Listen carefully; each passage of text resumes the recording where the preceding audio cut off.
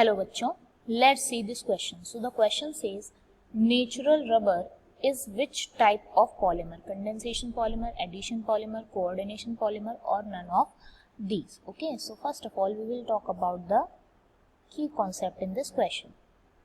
So the key concept is polymers को different types में divide किया जाता है ऑन डिफरेंट बेसिस. ओके, सो एक फॉर्मेशन के बेसिस पे, दैट मीन्स कि किस तरीके से पॉलीमर फॉर्म हो रहा है मोनोमर्स से, उस बेसिस पे हम दो टाइप में डिवाइड करते हैं पॉलीमर्स को. एक होता है आपका एडिशन पॉलीमर्स और एक होता है कंडेंसेशन पॉलीमर्स.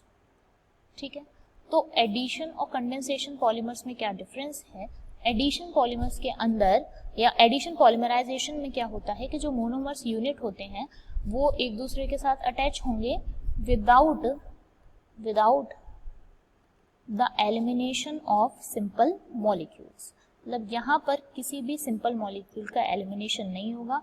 मोनोमर्स जो हैं वो डायरेक्टली क्या होते जाते हैं, कंबाइंड होते जाते हैं. ठीक है, वहीं अगर हम कंडेंसेशन की बात करें तो जो मोनोमर्स होते हैं वो विद एलिमिनेशन ऑफ सिंपल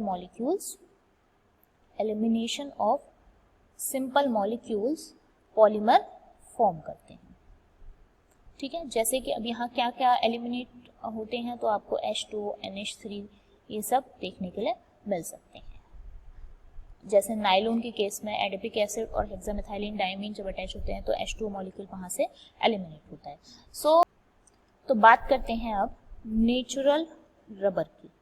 तो नेचुरल रबर के केस में जो मोनोमर होता है वो होता है आपका आइसोप्रीन, जिसका स्ट्रक्चर अगर हम देखें तो 2-मिथाइल ब्यूटा 1,3 डाइन भी है. तो इसका स्ट्रक्चर होता है आपका CH2 double bond C single bond CH3 single bond CH double bond CH2.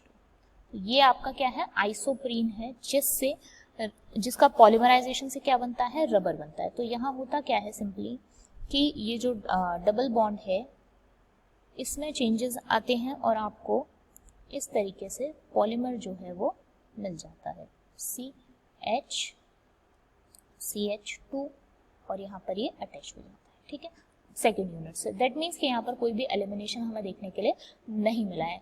इसका मतलब ये हुआ कि जो नेचुरल रबर है वो किस टाइप का पॉलीमराइजेशन शो करता है, ये किस कैटेगरी में आएगा, एडिशन पॉलीमर में.